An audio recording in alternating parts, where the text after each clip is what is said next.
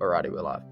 Okay, so welcome everyone for another episode of the Vitality Blueprint. Today we have on Marcel. Marcel is an online fitness coach. He is a bit of an expert in the field. He's a bodybuilder. He's a nutrition specialist. He's jacked and handsome and Giga Chad. So hopefully he'll be able to share some insightful knowledge with us today. So welcome on, Marcel. Yeah, thanks for having me. And I guess two Giga Chats joined then together. Joining you got forces. the jawline too. Cool. Yeah, so that's a good point to kind of start off. How'd your process of building the Giga Chad look go? You know, did you have to consciously start doing, mewing or any sort of gum, or like what was your sort of process, or you just naturally? I've always been very keen on chewing gum, like obviously plastic gum, without knowing anything about what gum is made of. But yeah, I always chew. Like whenever I was not eating in school, even if teachers didn't like it, I would always chew. And obviously then getting into training, eating a lot, getting stronger, I guess that helped with like just masseter hypertrophy overall, getting the jawline bigger. And then also with like improving nutrition. And I started lifting at like 17. I got pretty quickly into powerlifting, so very heavy lifting, aggressive lifting, which I do believe like in physiognomy. And then eventually like it allowed me also to grow out my wisdom teeth. And with that, like the next transformation then came. And obviously once I got onto mastic gum, especially, you probably also notice it once you chew mastic gum, like the pump, it's insane. Your face looks like twice as wide, same as like train neck. Yeah. And yeah, it just evolved from there. And then obviously also with time during lifting, I actually started only nose breathing in lifting because I was having powerlifting meets and they were taking pictures, and I always looked stupid breathing through the mouth and like having big cheeks and stuff like that. So that's why I consciously like try to breathe through the nose then and try to adapt that. And that's how I came about like the mewing stuff. And how long have you been doing that for now? The mewing and the mastic gum and all these sort of practices? So mastic gum, yeah, it happened 2020. That's right around when I started with that. Then I got more into like biohacking, red bed, green field, stuff like that. Talking about mouth taping for the night, and that's when I really made the conscious effort to always think about the breathing throughout the day, taping my mouth shut for the night. So almost 4 years now. That's when all that stuff then started heavily in 2020, being really conscious of it, and just like before slowly adapting, slowly changing nutrition, chewing raw carrots, stuff like that, which also helps. Yeah, for sure. And like you see it all the time, just people in their day-to-day life. No one's really breathing through their nose anymore. Everyone is just walking around mouth, half open, mouth breathing constantly. Have you noticed that over in Germany? Yeah, it's crazy. Actually, once you see it, you can never unsee it, right? Like you get into the topic and then it all starts like getting visible in the daily life. And especially like in the gym, it's crazy. Like how much recessed chins you actually see, and especially like within the Zoomer generation, like something has to go on, like water pollution with estrogen, stuff like that. TikTok scroller face is definitely also a thing, I believe. But yeah, many people like they just lack the nose breathing, and you also notice it. Like, I worked in office, and if people have like bad breath, it's always because they just breathe the whole day through the mouth, which obviously dries your mouth, kills all the bacteria, the good bacteria.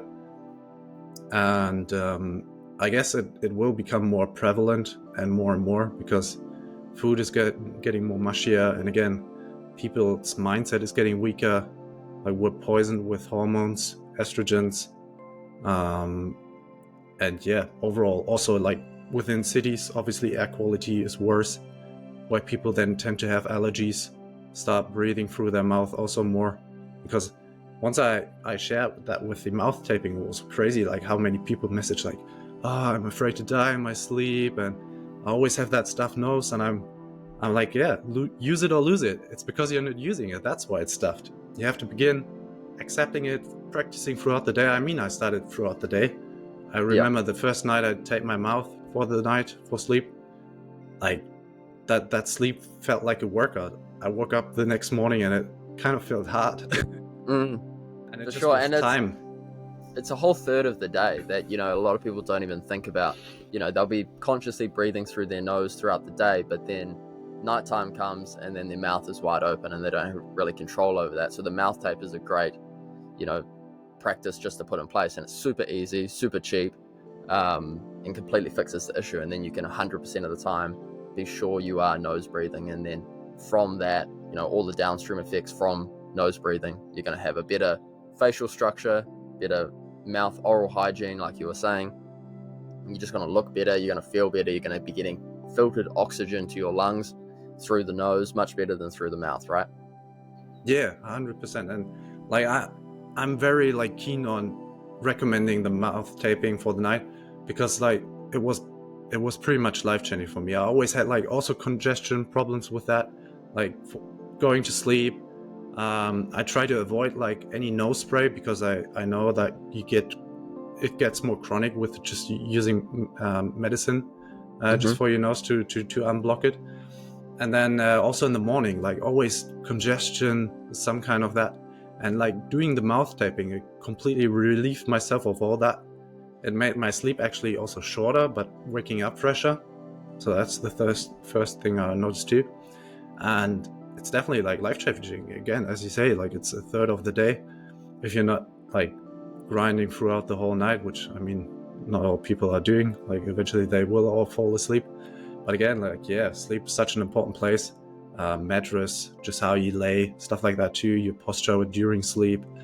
And then you just start adapting it throughout the day. So I started my workouts just consciously having my tongue up on the roof of my mouth, breathing through the nose, even throughout sets, even when it's getting intense, trying to keep it up, and then doing that towards the evening. And then it eventually helps, like you also keeping that posture of your tongue throughout the night. Then even like, I mean, I still tape it just to do it. It's a habit.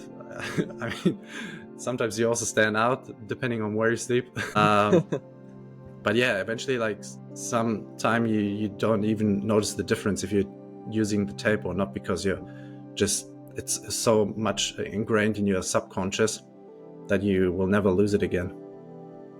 Yeah, for sure. And it's training your subconscious mind to have that as the default, where your tongue's on the roof of your mouth and you're breathing through your nose, rather than the default being, you know, fully relaxed jaw, mouth open, and just kind of half breathing through the mouth. Nice little shallow breaths, you know.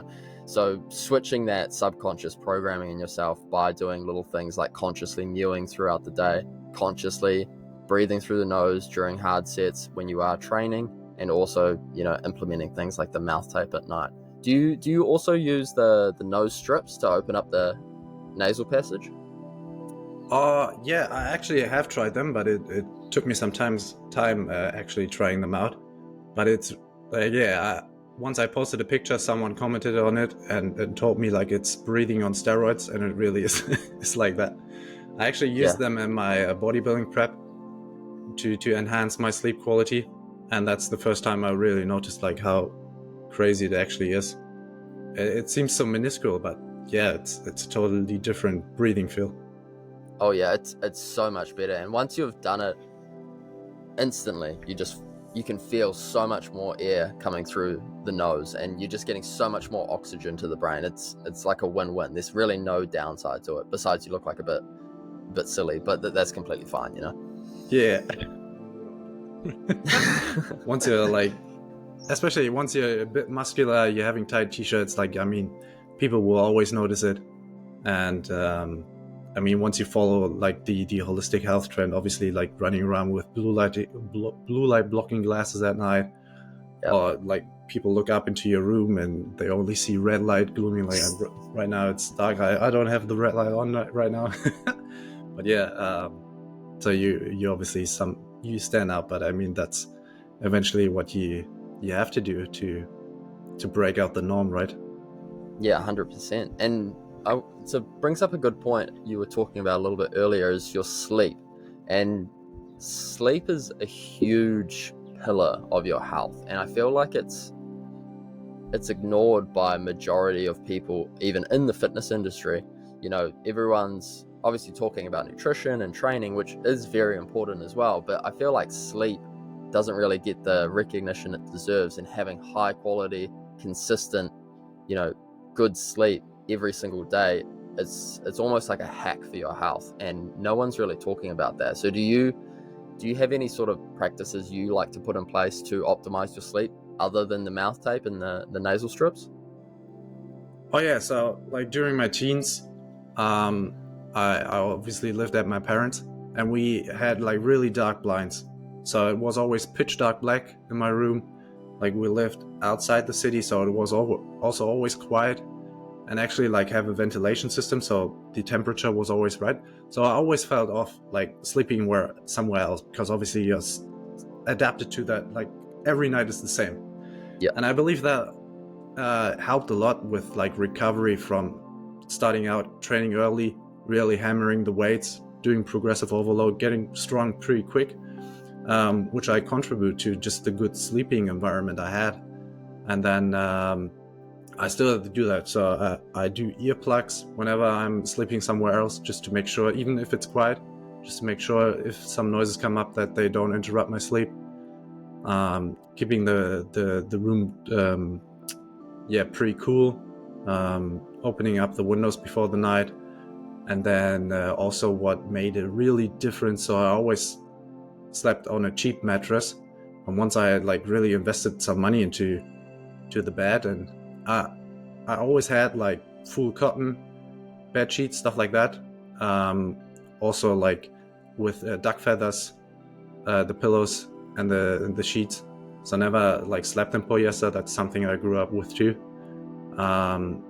So yeah, but again, like investing in a proper bed frame and proper mattress, that can make so much more of a difference too, especially like if you're lifting hard or you're walking around the whole day, you're physically active, even if you're like sitting the whole day, just like making sure you're just the spine is comfortable, held in the right position. And especially like, I mean, you notice it too, like you're lifting, you're building muscle, you're a heavier person than the average Joe, so the mattress also has to be harder. That made a big difference too, then having like a really hard mattress, which obviously maybe also something a bit, every person is different to what they feel is comfortable, but definitely like investing in a good mattress, that made the game even more different than for me. But yeah, that's what I try to do. Like I also try not to drink right before bed, so I don't have to wake up peeing, anything of that kind. Like again, like anything interrupting my sleep. I don't have any electronics in my room. Actually now I don't have really dark blinds, and I didn't get any blackout curtains. I actually have like a 3D sleeping mask. That's also very, like if you're traveling, it's just perfect. Like it blocks out everything. So that's something I wear too. So Yeah, awesome. Yeah, nerdy about the sleep. that's great. It's basically just curating a very high quality environment that's conducive of a good night's sleep, and just doing everything and ticking all the boxes from a good hard mattress, good consistent temperature throughout the night, no distractions, whether that's noises, light, your phone, any electronics, anything like that, and then just focusing on what's your pre-sleep sort of ritual or practice that you have in place. Do you have like a set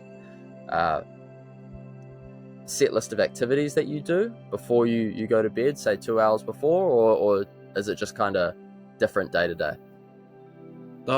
No, so once I'm in the bedroom, it's pretty similar. So what I also recommend people just doing, what I have in my sleeping guides, my guides towards like clients I coach, is stretching.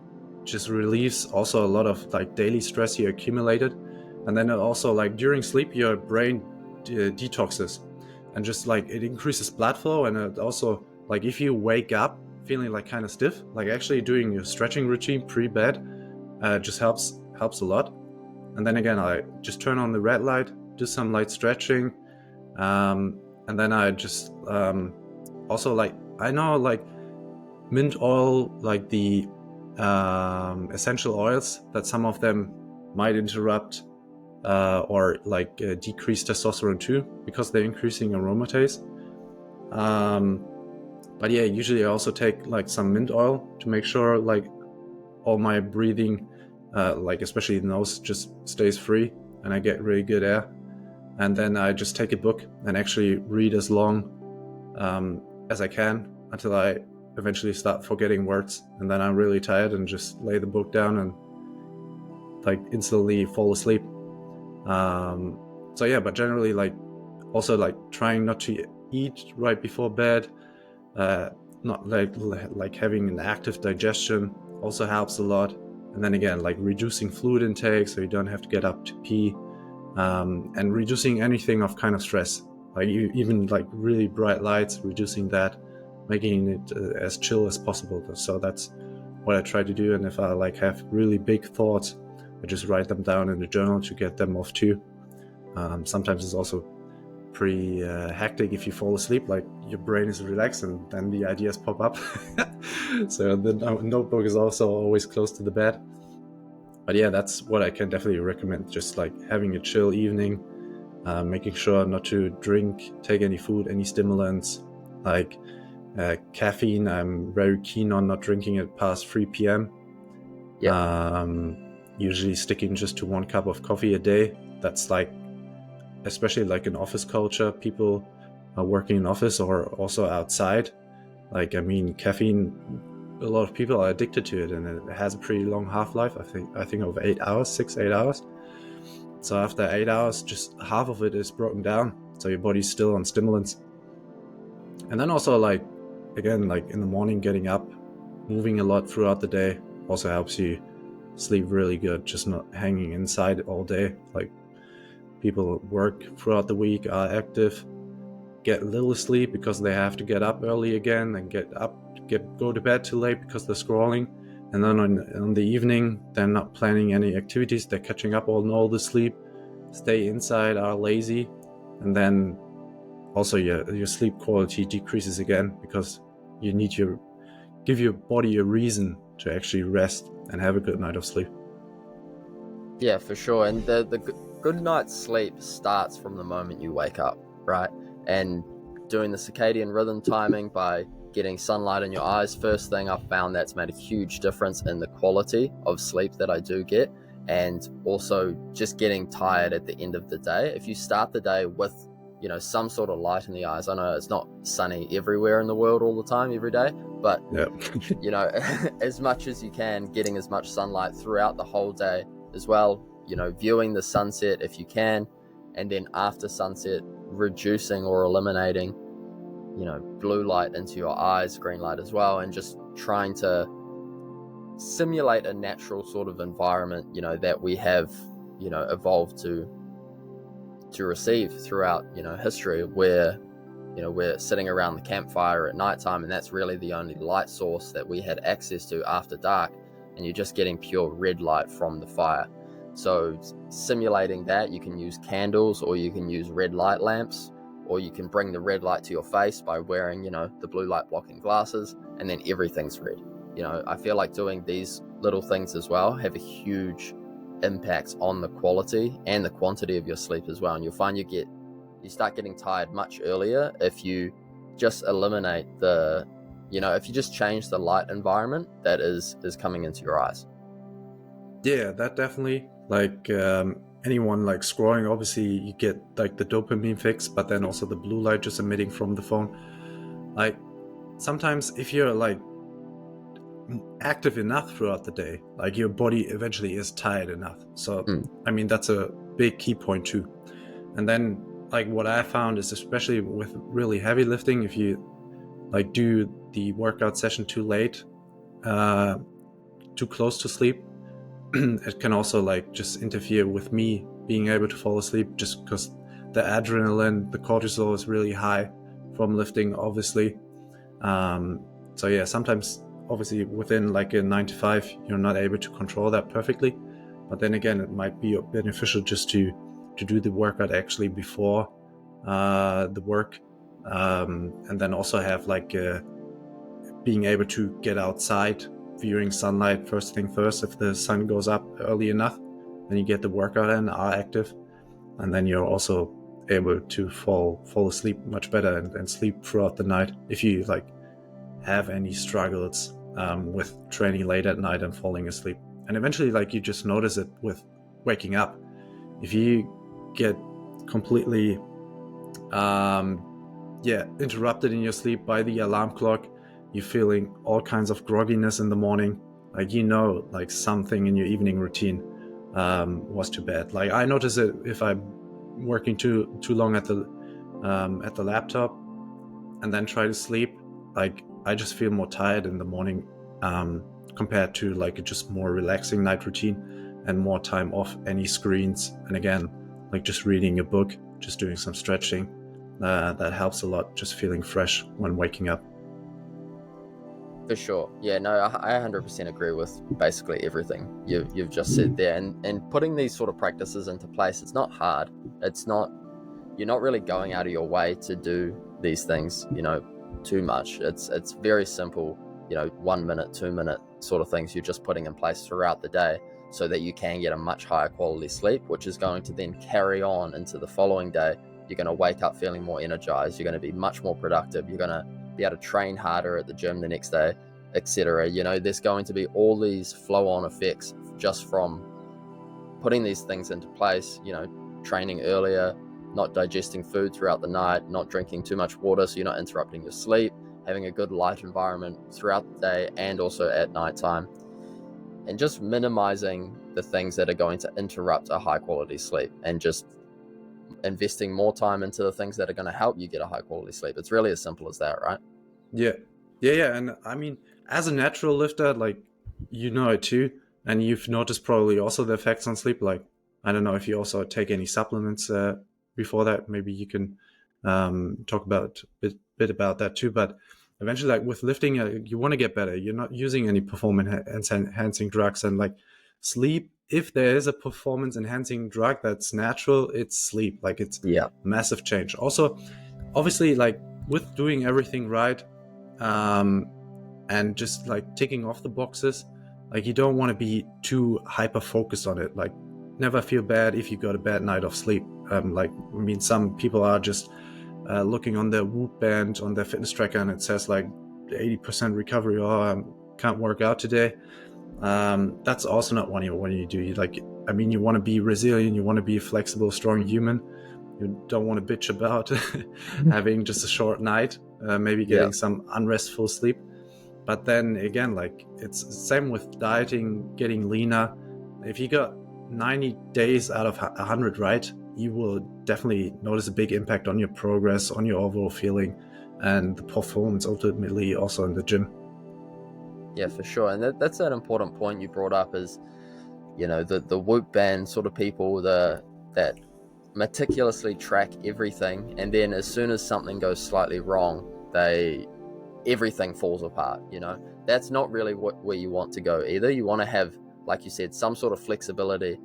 Some nights, you can't be perfect all of the time. So those nights that you aren't, having 100% of the practices in place and you're not getting the best quality sleep you could, worrying about that the following day and that night is going to do more harm than not. So you should just, obviously the cards have fallen where they may, so you need to just keep moving forward from the hand that you've been dealt, right? And if you haven't got a great quality sleep, just push through and try and make the fixes the following day, but you shouldn't let it affect your following day with negative thought patterns, thinking, oh, my sleep was so bad, I can't do XYZ. And you saying I can't do something is bringing more power to that thought in your head, and it's having a bigger effect than if you just ignored it, or if you just said it doesn't matter, I can push through this. Yeah, 100%, definitely, totally on it. Awesome. And what's you started with powerlifting, right? So when you started at the gym, you said you were around 17. Yeah, I was 17.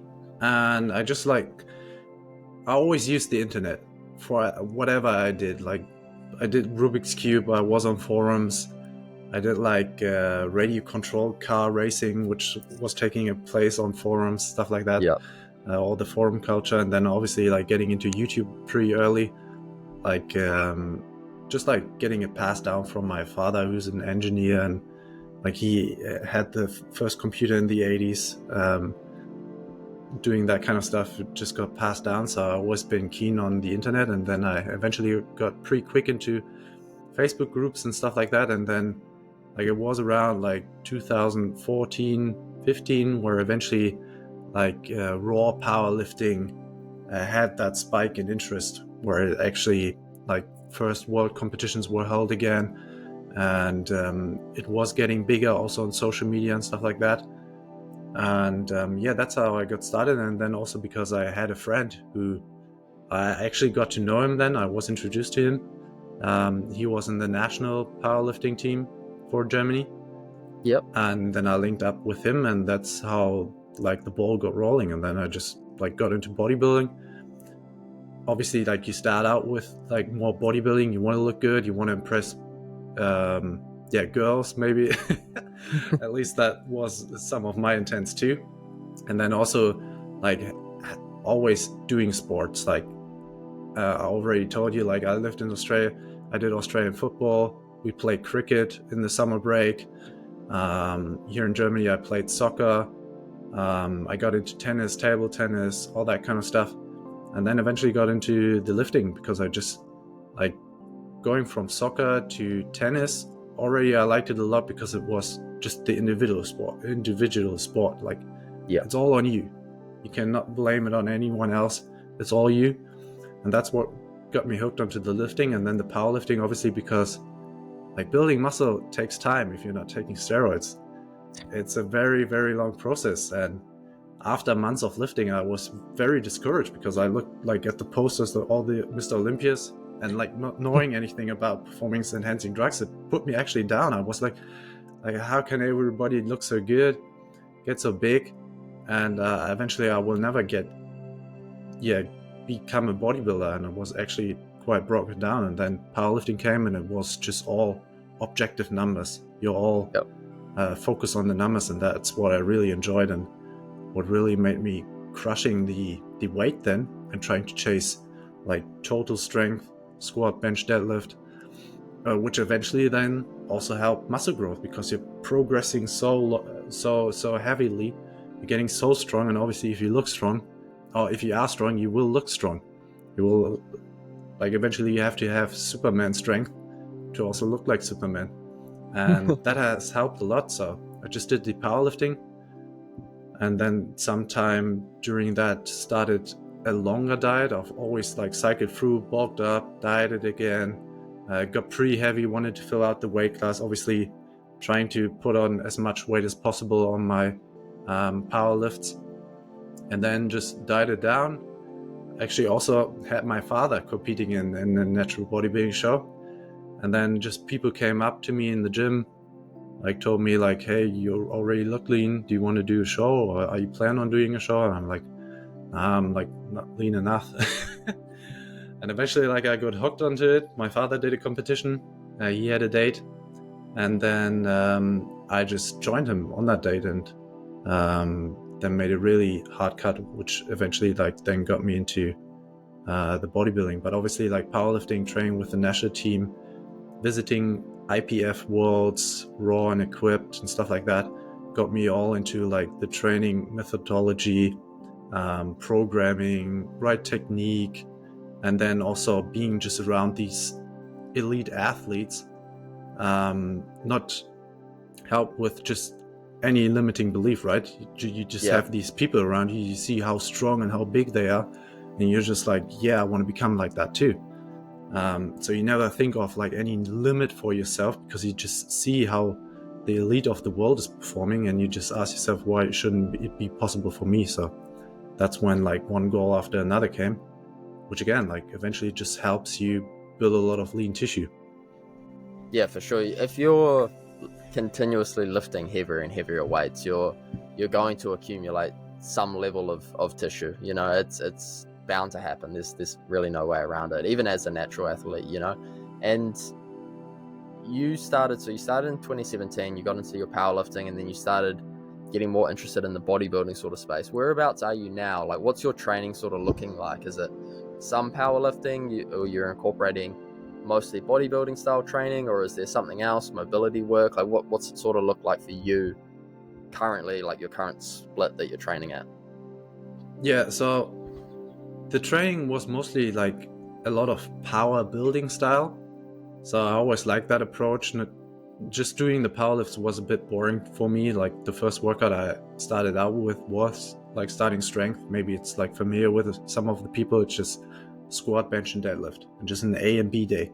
And eventually, like, you get that T-Rex build because you're squatting every day, but you're not benching every day. Mm-hmm. So I kind of messed up my physique. But then I got into more like obviously the real powerlifting programming, and yeah, fixed that. But always been a big fan of just the barbell lifts, and I just wanted to chase higher and higher numbers. Still compete, even like with competing in bodybuilding. Afterwards, I again started competing in powerlifting competitions again, and just wanted to get overall stronger, and was just very fixated in my overall structure. So it was usually like in my high time, it was one full body day, and then split up in upper lower. So 5 training days a week. I never trained any more than 5 times a week. Yeah. And then starting out with heavy basic barbell lifts, and then getting down to the isolation movements and smaller movements. And that's how I kept it mostly, throughout the last years. With then actually coming upon or trying to do different things, and eventually like getting more interest in like sculpting the body, and obviously like just doing barbell lifts and getting really strong and building your physique. You then get to see where your weak points are maybe at. So then you start to change around. So that's like been like the last 2 years where I've been actually able to reduce the powerlifting lifts, step a bit back from them, not trying to push always too much weight, eventually leading also to more form breakdown. Now more focus on form and sticking to still the upper lower split. So I mean, I competed now last year, and I tried like doing push-pull legs, and I just didn't enjoy it. Like, I've trained mostly full body and then a really long time upper lower split. And I just like the upper lower split because what I then eventually started was just doing supersets, because I had a coach. He gave me so much volume, and I just wanted to cut workout time and shorter. So I started supersetting everything, and that is still something I really enjoy. It's a really great pump, and just now I just have like a bit more focus on my weak points. And then I include also, so I've been like last year, and also because of just general life changes, I've reduced the days in the gym, stick to like 4 days. Yep. During lockdowns, I just had a home gym.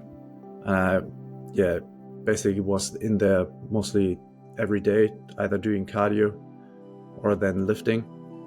But eventually getting back to the upper lower split right now, and having a further GPP day where I just focus more on weak body parts than 2, all superset fashion, and just doing like a high intensity interval session on either like a rowing machine or the air bike. Keeping that frequency of hitting every muscle twice a week without having to go into the gym 6 times a week if you do push-pull legs. Yeah, that totally makes sense. And I feel like the split you're running works very well if you can tap into that really high intensity of the training and actually push yourself to that point where you are failing on a lot of the lifts that you are doing, and you're not just kind of going through the motions. Do you feel like your intensity is at that point where it's as high as it can be? And obviously some days it's not 100%, but majority of the time, do you feel like you're focusing on super high intensity with your training, or is it more you're just doing the volume and then getting through it all by doing enough volume, by hitting everything twice a week, doing the upper lower split? Yeah, so with powerlifting, mostly with programming, you always have like RPE or an Yeah. auto-regulated scale. So you're actually not trying to hit failure always all the time. You're actually trying to keep the form clean on the lifts and then allow for enough recovery, because obviously if you're squatting like 500 pounds, like that's taxing enough, or deadlifting Yeah. over 500 pounds, that can be pretty fatiguing already without doing any further exercises, just your central nervous system. But just with all other exercises, I've always found that like I just cannot not train to failure. So I'm always pushing it, and eventually, like, to prevent me from burning out, obviously, like training full body and then upper lower, it's training every muscle 3 times a week. And if you're doing failure every time, like eventually it will lead pretty quick to injuries, which I always had to deal with, which eventually then got me also onto like thinking if I want to reduce training frequency because I'm hitting failure always. But then I eventually just cycled it through in a 4-week cycle. I started out week 1 easier, like doing dips without any additional weight, stuff like that, putting off a bit weight, and then just ramped it up towards week 4, where I then also included like drop sets. I would only do it like in week 4, where I would do drop sets, all out burnout sets, and then week 1 just start out with just doing 3 sets, not trying to push failure too much, just to allow my body to recuperate again.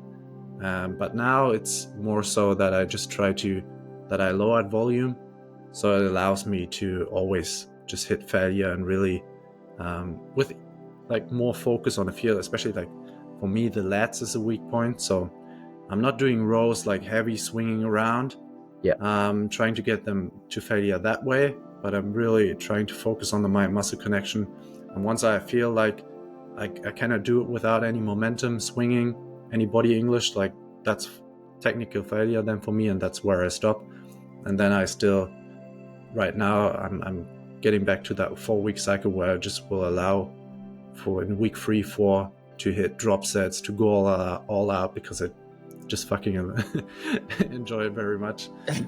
Just pushing the body really hard, like doing something like a weighted dip, then dropping the weight, just doing body weight dips, then getting down to do push-ups, doing that at the end of the workout. That really toasts your chest completely, which I do like that feeling. So that's why I've been cutting down on frequency and just overall volume, just sticking to 3 sets, unless it's like arms and abs and calves, which obviously are just small muscle groups. You're not moving so crazy heavy weight, so it's not as taxing. You recover pretty quick. Yeah, that totally makes sense, that approach that you're employing there. And how long have you been doing this sort of 4-week cycle, approach for? I started that in 2018. Okay, that's so like you've been doing it a while. yeah. And again, like now last 2 years, I've been experimenting a bit more around, like getting more into exercise science and all the ins and about, like doing iliac pull down and stuff like that. Yeah. But for this year, so this is my New Year's resolution. I'm just going back to my old approach because it gave me the best growth. It made my physique look the best. Gave me really that fullness and lean look, but just because the intensity was so high, you're burning off so much calories after the workout. And then doing the supersets, like without doing any additional cardio, just because you're doing the supersets, your heart rate spikes up so high in the gym. Like I was fit, I could run a 10K without any issues, without ever running before, right? And that with like 210 pounds, and just feel all right afterwards, not like being completely wiped out. So that's what I'm going back now and introducing that 4-week cycle again, where I just, week 4 is for me balls to the walls, and then week 1 I take it a bit easier. And eventually, like, again, exercise science tells you it's not necessary, but it's just like it gets me into flow, it gets me into momentum. And that's also what training is about. Once you're in that flow state, you will get eventually just stronger, because your mind is just pre-programming, knows what to do next week, and you can just like mentally prepare and thus increase the weight steadily, get bigger, get stronger. which is ultimately like the goal for all of The us. end goal, right? Yeah. Yeah. It's as simple as that, I guess. And you did a bodybuilding show last year, is that correct? Yeah, two Yeah. actually. Yeah, at Two shows last year. WNBF. Yeah. Awesome. And walk me through what your preparation for that show was, and how did that sort of differ? You know, did you take a more holistic sort of approach to your preparation, or did you go the traditional, well, not the traditional route, but the modern bodybuilding route where, you know, health isn't really the main focus and it's more just getting to that point of shredded with as much muscle fullness, you know, at any means necessary? Like, what sort of approach did you take? I'm just curious. Yeah, so from my first competition in 2017, I obviously learned a lot. Like, was completely self-coached, but eventually, like, I used a lot of the supplements with artificial sweetness and stuff like that. And then it got to the point where I actually didn't drink any unsweetened water because I just had like that sweet craving at the end, and it completely messed up my gut. So Yeah. after the competition, like, it took me months just being able to digest something like spinach obviously is hard on the gut itself, but I had like a lot of veggies that I just didn't digest well, really reacted to food, and just had to clean all that up. And then with time I just got into like physical culture, which is the origin of bodybuilding. And physical culture, just like the really old school bodybuilders, if you look Steve Reeves and even earlier, Sigmund Klein, Sandow, obviously. Yeah. Hackenschmidt. Yeah, you see, like, they focused on mind, they did meditation, they focused on whole foods. Like Bernard McFadden was like a vegetarian, but he was like really into barefoot walking and all that kind of stuff, and sleeping outside on the hard floor. And yeah, obviously, like back then, they started out with supplements, but you didn't have any artificial sweetness and stuff like that, which then obviously, like, my nutrition is whole and nutritious. I made a big improvement in my physique once I switched from high carbs to just whole fat products, raw milk, raw egg shakes, full fat dairy products, more meat. That really gave me another progress after all these years of training. Just switching up that nutrition really helped me up, get even heavier, leaner by doing that. Even so, which you would think, like, at some point you're reaching your natural limit, but there's always room to improve, and that nutrition side was very much so. And that's what I kept with like last year's bodybuilding prep then. And I wanted to hyper focus too much on it. I wanted to like do it in a more flow state and not be completely nerdy about it, like plastic Tupperware, carry that all with me. Just go over with the flow. I traveled a lot, was down in Switzerland, Italy during prep, and just like being really active, choosing good foods, just helped me stay full, helped the digestion stay on point. And actually, I still got stronger into the gym, but then I got into the point where, like, obviously body fat is getting too low, and eventually, like, I didn't want that to happen. But then my competitive mindset kicked in again, and I just like, eventually I just like pushing the body, and that's why I then kept dieting harder.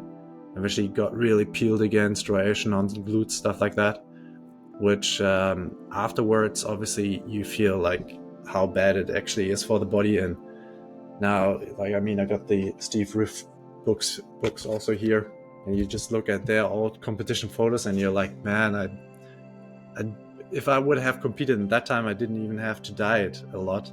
Could have just get on the stage, which is something which would be eventually like a lot cooler if that would be able to do. But obviously, like, getting into the competition, then you're more keen on also wanting to do good, so you adapt then the overall like competition setup, doing the fake tanning, stuff like that, to just not completely fall out of place.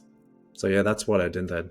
So I kept the food clean, I kept the fats high, I ate eggs, I didn't take any protein powders, um, just like magnesium, creatine, the usual supplements, boron, um, just whole foods, um, and yeah, that was something I did different, which obviously helped me a lot with my digestion. And just like the last 3 weeks then were hard for me. The sleep suffered, but eventually to that point I got really lean without having any issues, just because like the nutrition was very good and nutritious. Obviously, it still is. Cutting out all the processed bullshit. And then after the competition too, like a lot of people blow up pretty quick because they're so hyper focused on all the fast food. But I just wanted to feel full. I just wanted to have big bowl of rice. It's a very, very different approach, the one you take during your competition prep. And I've done the same thing, is, lower carb, high fat, high protein sort of whole food diet with your raw milk, your meat, your red meat, a lot of eggs, and then that's basically majority of your food, right? And it's completely different than the modern bodybuilding prep diet of, chicken breast, like lean meat, fat's the enemy because we're only focusing on calories.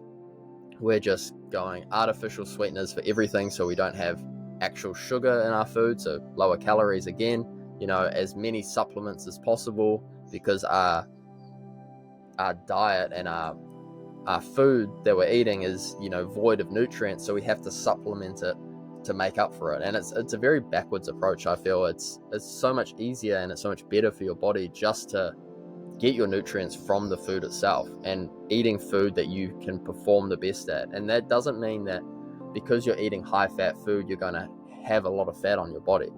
It's a weird misconception a majority of the population have, even people in the fitness industry have, of thinking that you have to have extremely low fats in your diet and then you're filling the rest up with chicken breast and protein shakes and turkey and extremely lean ground beef and these sort of foods.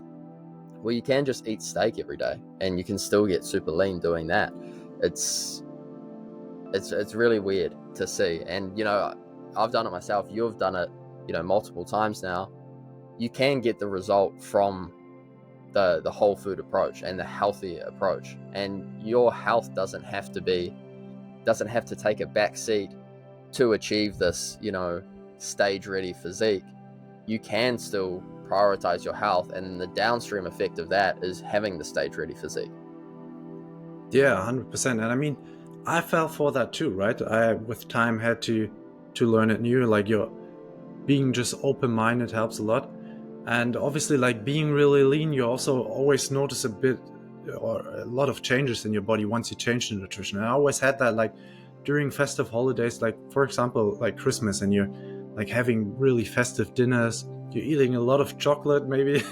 And I always, like, the next day woke up really veiny, and that just told me like, somehow my body reacts actually pretty good to fat. But I was always like afraid of it, and then eventually like getting into like all the raw nutrition stuff and that like I got to experience that every day. And that's like how the body then leaned out, just because like fat is so important for your hormones, especially like if you're training really hard, your demands are pretty high. And then again, also like fatty dairy products, they just have a lot more nutrients then, because they're not reducing their fat content, which like obviously the fat soluble vitamins are on the fat.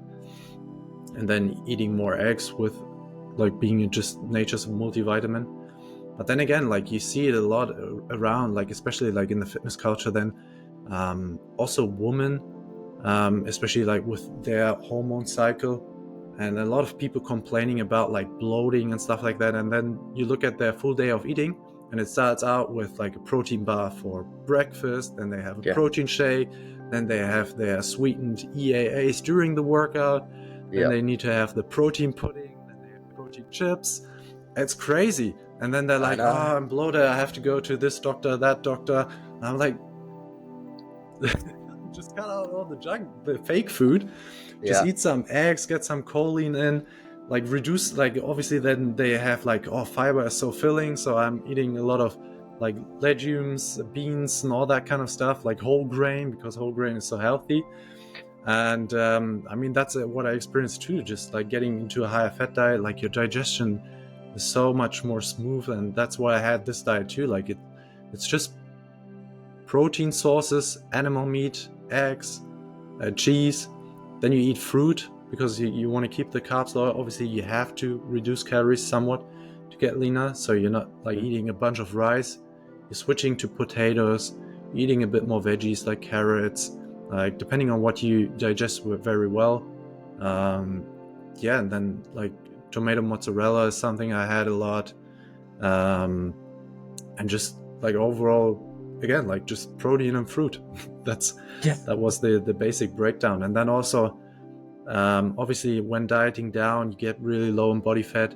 What I try to also control for this time is then caffeine intake, because like your body is fighting starvation, it's reducing its movement, you're getting somewhat drained.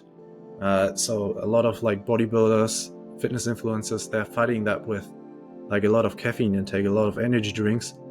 And eventually that leads to sleep problems then too again, which then is a vicious cycle, because then next day your hormones are tanked again. You're more tired, the training performance suffers, you're losing a lot more muscle, fullness, all that kind of stuff. And I believe that you can really see it in the physique then when somebody does it a bit more holistic. Like, I mean, I'm a pretty big fan too of Joel Khaled, Overcal. I mean, he does it pretty much the same. Just sticks to a meal plan even. I mean, obviously I had that too, but I still track calories to just make sure, like, pretty nerdy about doing everything right. So I didn't want to make everything wrong. And obviously, like, getting really, really diced and shredded, it takes a bit more work.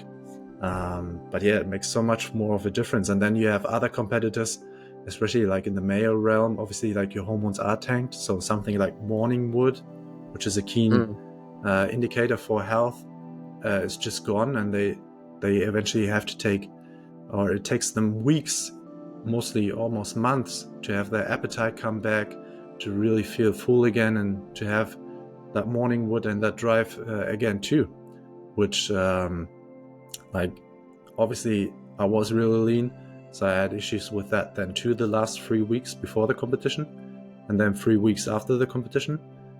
And then that's the first time I felt like really satiety again. So it just took me 3 weeks to recover again, feel good again.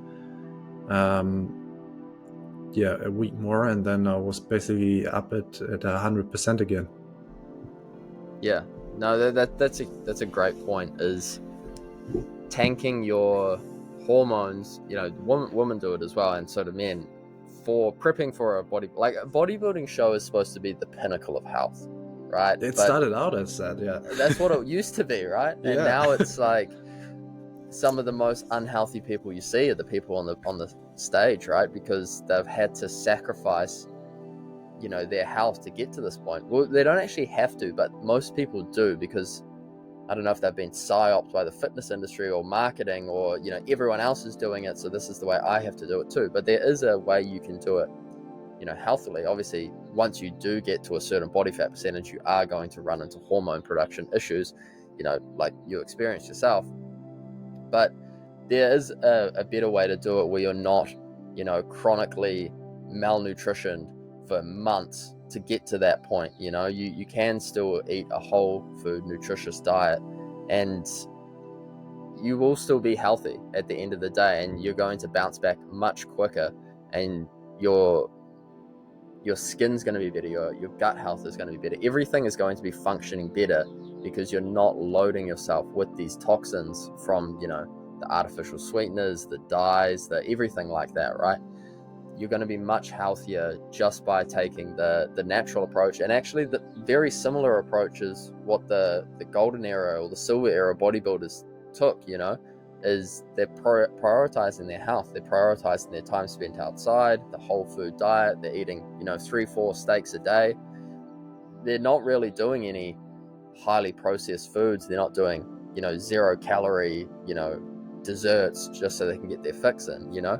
It's a very different approach back then as to the approach now, and I feel like you can actually see the difference in the level of the physiques. Obviously people look great now, but it just seems like something's missing, like something behind their eyes. They just look drained and depleted, whereas back then they look, full of vigor and full of life. Do you see that sort of difference? Like Steve Reeves, that on the cover of that magazine you've just seen there, he's looking like amazing in that very famous photo, and he looks full of energy, and he looks like he's got vigor in his soul. Whereas even top tier bodybuilders today they look like they're gonna die on stage, and people do pass out on stage because they're so lean and they're so depleted and so malnourished for so long. Do you see that as a problem, and how do we get back to the old school way of how does that become mainstream again, and how do we switch back the industry so we're not just focusing on the physique with no regards to health, and instead we focus on optimal health, and your physique is going to be great from having great health? How do we get back to that, you feel? Yeah, so I think a lot about it is also just like reading about history. So once you're connected to history and all the stuff has already been out there. Like, I mean, Steve Rees writes about bean pollen, he takes collagen, he takes the raw egg shake. So it was already all there. And it just got lost in the realm of like focusing purely on the bodybuilding aspect, which, like, if you talk to any modern bodybuilding, especially like in the professional league now, where we're talking about PEDs, like they say bodybuilding, so it has to just be huge. And obviously like the artistic and holistic approach is completely lost. But then again, like with like what helped me, like during powerlifting times, I ate pretty unclean, so going into bodybuilding just helped me like experience like satiety from clean whole foods and actually clean up my diet, and then eventually like got me to maintain that leanness. So within like natural bodybuilding, you still have a lot of like also good clean eating. Like they're pretty much open to a lot more, because obviously on a natural level you just have to do more things right, because you don't have the drugs that take off a bit of work. And then again, also if you look on the natural level, like the physique still look somewhat pleasing. Obviously like getting ultimately shredded, like you will look stringy and pretty drained if you don't get the last days with like loading and stuff like that right.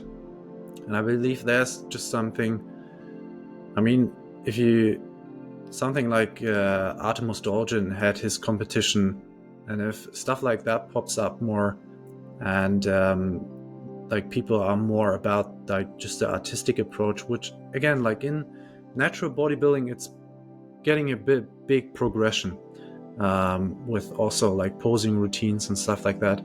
But if one would maybe also focus more on that artistic element again, then like, I mean, art itself is then just one more element, which makes it more holistic again. So you get to include just more stuff in again. And then obviously within the art project, like you cannot be drained on stage, you cannot almost pass out, because then you're not presenting your art form. So I believe that would just change a lot of things, that people would eventually just focus more on that. But I'm consuming a lot of like also natural bodybuilding competition, and again also with Overkill, Joel Keller doing his bodybuilding competition. And obviously he is following more the old school approach, like doing natural tanning. Like the Olympia used to be in October, because like guys like Arnold, Danny Padilla, these guys laid down, Tom Platz, they laid down at the beach, got their tan to actually compete before there was any fake tan. So yeah, getting more back to that. But again, like obviously like competition is getting pretty high, everyone wants to be ultimately shredded, and judges look for that. So I think that's the judging has to change a bit. And then obviously like the professional realm, like IFBB, Mr. Olympia, I believe that's completely lost. I really don't know where they should start. But yet again, like I believe if like more competitions are like that are held, like Artemis did, I think there were like also like YouTube competitions, where you just like focus more on the artistic expression than the overall flow of the physique. And then obviously like the posing trunks, like you look at Steve Reeves and also Arnold, like they had their butt cheeks covered, which ultimately I believe also looks just way better, which is also why the classic physique obviously is on the rise. But then again, like that's where you hold a lot of body fat, and if that's covered, like you're not pressured into losing too much body fat then again, which eventually, like, I mean, at the competitions, like my first competition, like I was the most shredded guy compared to all the others, and still didn't get placed at top because obviously they look more on the X frame and the form and the flow of the physique. So that would maybe be something, if I would step on stage again, what I would definitely try again next time, just like not shredding down too much, not losing the whole flow of the physique, because obviously like fat gives you also a bit of like just overall aesthetics. And especially like as a natural, like you're gonna look small in a t-shirt if you're too lean. And then it will obviously present itself on stage then too. Yeah, 100%. It's really is the judging criteria that dictates where the direction the sport is heading, right? And if they continuously reward more and more shredded and more mass over, the artistic expression and the, good flow of the muscles into each other and good proportions and things like that, if shredded and mass trump everything else, that's what people will just go for. And then that's really, if you break it down like that, that's really what's been happening over the last 30 or 25 years now, right? In the professional bodybuilding realm. And that's why we've seen that evolution of the physiques and what people have sort of evolved into. And it sort of started with Dorian Yates, really, the mass era. And then from there, Ronnie Coleman, obviously, Jay Cutler. And then from there, Phil Heath is kind of dominating the space. And then it's a night and day difference from, like, say, Phil Heath or like Derek Lunsford now, the latest Mr. Olympia, compared to, say, Steve Reeves. It's completely different physique, right? But then you also look at the posing routines. Like if you look back into the 90s, you also still had only one class. It was just the Mr. Olympia lot. Yeah. Like all the subcategories. Yeah. And then you had like guys like Sean Ray, or if you look also just Frank Zane. Yeah. That time, I believe like Chris Dickerson, Golden Age bodybuilder, like their posing routines, like most of them you can still look up on YouTube. I mean, you can look them up from I forgot his name, damn it. So from the Steve Reeves era, obviously you also have videos, like, I mean, you see Sandow posing, you also have the posing video of him on YouTube. So and that's where like it also took the turn once like the posing, the again, like the artistic expression, like the posing routine just didn't get that much focus then too. And that's when obviously like then you're building like that immobile muscle, because you're not really displaying it gracefully. And then also what you like, I mean, I've been like really deep into the old school bodybuilding, and the difference also with like the competitions, because usually like bodybuilding was financed through the audience. Like you had really big audiences back then in the 80s and before, like people watching the bodybuilding shows, and that's how they finance themselves. And now you got all these pro shows, like everyone is getting a professional now, in the pro realm at least, and then they're making money off the competitors, which also is like just a huge change in itself then. And as for natural bodybuilding, it's still like pretty hard to get a professional, because you still have to win an overall competition of the federation. You have like 3 big, at least 2 really international big bodybuilding federations, like the World Natural Bodybuilding Federation, And then you got also the Natural Mr. Olympia, which is the INPA or INBA, something like that. Another big federation. And then again, like you have to win the overall to get the pro card. And then also sometimes, like one of the competitions I did, they also, like in the form itself, wrote down with the posing routine, like be creative, we want to see something. Which again, like makes a huge difference in the show itself. And then also again, like the athletes itself also, like how they show, like present themselves, and how they think about how they're looking. Much more artistic, right? Yeah, and it brings up that side of the sport that is sort of lost in the mainstream now, right? Where it's just hyper focused, like we said, on the striations and being as lean as possible, also while being as big as possible, and it's taking away from the flow and the artistic expression that we've seen. And I completely agree with you there. It is really the judging, and it's depending on the federation that you are, working with, is what they do reward, and then that's obviously what you're going to focus on during your preparation for said competition is what they're going to reward, so you can obviously place higher, and that competitive instinct does kick in. I wanted to bring up the next sort of point is what would you recommend for people that are currently they're not competing in bodybuilding, but they are currently in the mainstream fitness industry cycle of you're smashing your protein powders, you're we go gym kind of guy, you're TikTok maxing, like all these sort of mainstream fitness industry things now. You're hyper focused, you're always on the artificial sweeteners, you're just focusing on calories, like all these sort of things, and it's a whole lifestyle really. And you do get results from that way, like you will look better, you will put on more muscle, you'll lose fat, but it's at a detriment to your health, right? So what would your advice be to those people that are currently in that cycle? Yeah, so like, I mean, a big difference, again, like you maybe get into the sports because you want to, like as a boy, impress girls, you want to get jacked, but it all comes down that you're doing it for yourself. And that's when you also lose like this hyper focus of what is everybody else doing.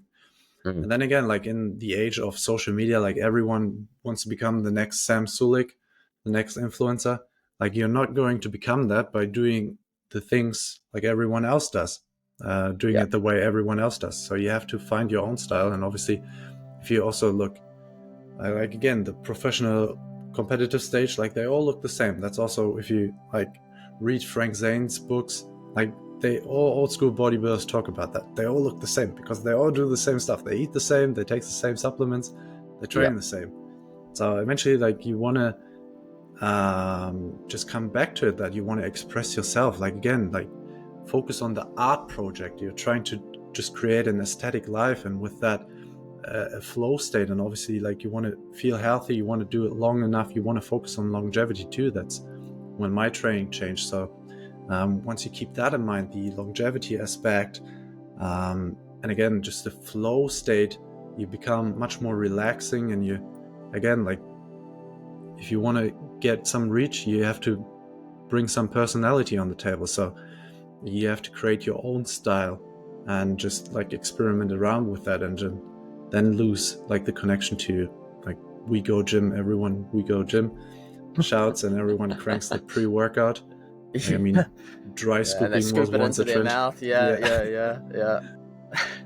So yeah, I believe that's what pretty much helps, and what helped me just reach to that level is, again, like reading up on the history, just starting out with physical culture. Like, how did the sport eventually start? What did all these people do back then? Again, just like reading a Steve Reeves book, it's just like, it's very wholesome because he goes so much into mindset then too, and he just explains like how he did it, not how you have to do it, which is a big difference then.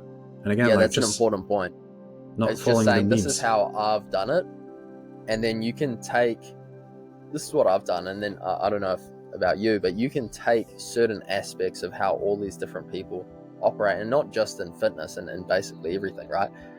Seeing what they do in certain different, aspects of, let's say, fitness or bodybuilding, and what worked for them, and then you can figure out, oh, I like this part, but I'm not going to do this part, and then you can make your own version of their routine, or their routine plus, say, like Steve Reeves plus Arnold's routine plus, Mike Mentzer is a big one lately, the high intensity sort of stuff, and make your own aspect, your own routine from all of the previous knowledge that's out there, rather than just following one thing and just taking that as gospel, which is what a lot of people are currently doing now with the, you have to dry scoop the pre-workout in your car, you have to be listening to XYZ music, you have to do these sort of things to be a part of the fitness, and you have to be wearing, Young LA, everyone wearing the same clothes. Exactly, wearing the same clothes, doing the same training, eating the same food, having all the same supplements, and it's just removed all the individuality from their whole personality, right? Yeah, I mean, that's ultimately like probably how you created your training style then too, how I came upon mine. Again, I started out with different programs, I followed different people, obviously, like doing powerlifting and bodybuilding just gives you completely different insights. I had like the opportunity to train with the national team, the national trainer. So obviously you're getting insights from that, which is very good. But then again, like the internet shows you everything. Like you can, again, I have that Steve Reeves book. Like it's about his early training days in the 40s. So yeah, you can read up on like still like the Burner McFadden, all the magazines, the magazine culture. Vince Gironda was someone who wrote a lot, and then you just pick apart and see, like, obviously, like everyone's breakfast looks different. Like, I mean, obviously, like in our realm, in our health space, something like oats is still looked upon down, and I still enjoy oats. Like I just don't cut them out. I just eat them. I like them. I just do overnight oats, like let them soak for a lot, like choose organic oats. So yeah, that way you also just like have a bit of a different diet, and then again it just makes you just create that different look and appeal from yourself then too, which then people find interesting again, instead of again like everyone looking the same, everyone shouting the same. Like again, like all the Zoomers, all the broccoli hats, the same haircut, right? It's the same. And then everything's the same. All the same exercises in the gym, where you like, maybe that's holding you back, because eventually like you're so restricted in your thinking that you have to do this X, Y, and Z because he is doing it. But eventually, like, you just look around, you see many roads lead to Rome, and you just can pick apart and just create your own style. Which then, if we think about being creative and just creating value, is then the value in itself, because you're like creating a whole new aspect, a whole new system, which for people to follow along then again. 100%. Yeah, I completely agree. One last thing I wanted to, sort of talk about with you is, you're obviously in Germany, right? So I don't know what the weather patterns are like over there, but it's not particularly sunny, right? Right now, not. So obviously we had the winter, how do you pronounce this? Solstice? Winter solstice, Solstice, so the days are getting longer now, but yeah, we had 2 days of sun now, which we hadn't the weeks before, and it really makes you honor the sun a lot, because you instantly feel the difference just in overall well-being, energy, and your willingness to also get outside. But yeah, it's pretty dark in winters here. So how do you sort of get around living in Germany? How do you get around the sun exposure issue in winter, and even in summer? Is it very sunny in summer over there? Oh yeah, in summer it is sunny, yeah.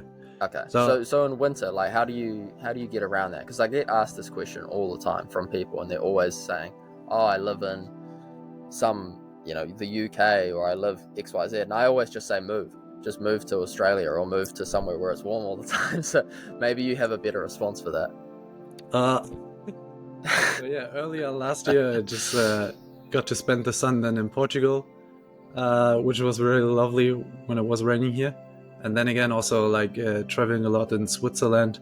So yours is move as well. Yeah, that was so sunny. I know. So what I do in winters, like I know like tanning beds are also like viewed upon a bit like critical, but you don't have to overdo it. So that's something that helps me a lot. Like every 2 weeks, go into the tanning bed salon.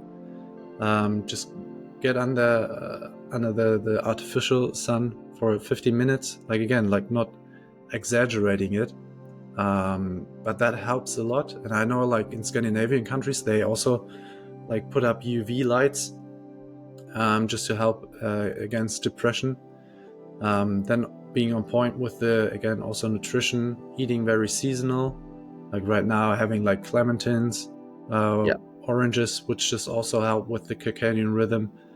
And then still moving outside, even if it's like cloudy, just still getting outside still helps. Still like somewhat, like, I mean, if you're running, like your body's warm, so you can still, even if it's cold, as if it's minus degrees, you could still run in t-shirt and shorts if you're hard enough. But yeah, that way you still get some sunlight on the skin, even if it's cloudy. And then regular sauna also still helps me just be relaxed, feel overall good. And just again, like seasonality is a big important part, where you just have like the Christmas festive activities, like we have the Christmas market here and stuff like that. And if you really hone in on the cultural aspect and what people used to do also back then, and just the celebrations they did and stuff like that, that will just lend you energy then too again. But yeah, you definitely notice a big difference just moving and getting to a sunny place. So if you have the chance, I would definitely do that. I mean, in Germany, usually like wealthier people do it the same. They get to like Spain, have their second house there, or spend winters there. So get a house in Spain is the answer. Yeah, but no, but again, like tanning beds, you will really notice the difference once you, in winters, if you're feeling down, you go onto the tanning bed, 15 minutes, like it will make you feel completely different. And then again, like still moving outside, even if it's shitty weather, even if it's raining, even if it's cloudy, still makes a huge difference. For so sure. If you keep just the overall summer habits up, which also like in winter people tend to move less, like it's more dark outside, weather is worse, so they don't go outside, which obviously then has them feeling worse then again too. So if you keep the walking up, maybe then like a walking tracker will help you, because you really see if you're losing any steps. And if you keep the walks up, you can definitely feel again better. And then also, again, red light therapy helps a lot too. Yeah, I was just about to say, what about red light therapy? Do you implement? Obviously, you have the red light lamp in your room. Do you do actual red light panels or red light beds or anything like that? Oh no, just at night then the regular red light therapy. And again, like also like the tanning bed situation. There are pretty modern ones which also have included red light therapy. So the one I go into is UVA, but also UVB. They're focusing more on that, and they're also then focusing on collagen production throughout, including red light in them too. Then again, like I would very encourage people to do that sparely. Again, don't over exaggerate it, and again, like you will feel a lot different. And then also maybe getting like really like artificial daylight lamps. If you're like working early in the morning, it's still dark out, you getting that lamp can make a huge difference too. For sure. Yeah, no, that's good. That's much better, much more thought out response than mine. So what's next in the pipeline for you for, say, this year? So obviously you're getting back to your original training split, but like what else you sort of have for this year kind of lined up? So just like training wise? Or just in general, like what are you Okay. doing with? So you're doing like online, you're doing coaching. So Yeah. what's your plans for this year with that? So yeah, like training wise, obviously getting to the old style, just continue growing. Again, like I've had a few injuries the past few years, which are all sorted out now. Haven't been able to squat for 1.5 years, so that's something Oh, okay. I'm doing again, Yep. introducing heavy squats, which I do enjoy a lot. So yeah, much more like rebuilding the body, and then just going to experience the world a bit more, visiting a bit more places, getting to see maybe again like the moving aspect is pretty it's a pretty good point. But yeah, that's essentially like, I mean, summers are pretty cool here. So, but yeah, the focus is just on getting up to a good new conditioning level, improving. Just like, again, I'm very deep on the artistic expression now, like improving overall, also just general posture, diaphragmatic breathing, doing different breathing exercises. I'm training neck more consistently now. So starting to focus on the details. Crazy, right? Like once you get a neck pump, it's such a like great feeling, you know? Oh yeah, like the other day in the gym, I like trained to failure the neck, all sides. Yeah. And like it was really pumped up. And then I met a friend, and he's like, "Oh, you look so." Like at first he was like, how much weight did you gain now, like after the competition? And then like he looked the second time, and then he's like, "Oh man, it's because your neck is so huge in the shirt. Like, what did you do?" And I'm like, "Yeah, I just trained neck." And I just did it to complete failure. It's the same with like mastic gum, chewing mastic gum. Yeah, like and you the get the jaw pump. Yeah, Yeah, it's crazy, it's insane, right? like how square your face looks then. Yeah, it's pretty funny, right? Big difference. Like the pump is really crazy. No, that's awesome, man. So we'll let everyone know, you know, where they can find you, you know, on social media and things like that. Oh yeah, so like, I mean, I have a link tree. It's like the short form is just marcel.fit/links. Then you have also all my social media channels. Like it's my full name on Instagram. Like I don't know how to pronounce my surname in English. But 345. Give us your best. Is it Shaar? Shaar? Is yeah, that how you Shaar. say it? Yeah. Shaar. Yeah. Shaar. So full name on TikTok, on Instagram, and then Twitter also heavily 345 Marcel, and then marcel.fit, just the website with all further information. And again, all social media channels linked then too. Awesome. Yeah. Cool. Yeah, so feel free to reach out to Marcel. He's an online fitness coach. He's the best of the best, the cream of the crop. So if you are interested into bodybuilding, or you know, improving your life in general, your nutrition, your sleep, your training, you know, there's always room to improve. Give him a shout or message him on where's the best place to message you? On your website, on Instagram or Twitter? Or Twitter or Instagram. Yeah, Twitter. Okay, but just Twitter the second best coach after you. Awesome, man. It was great having you on. Really appreciate it. It was good to connect with you, and we'll run it back again sometime. Yeah, very excited for that. Thanks for having me, and thanks for the chat. No worries. All right. Bye, everyone. Bye, man.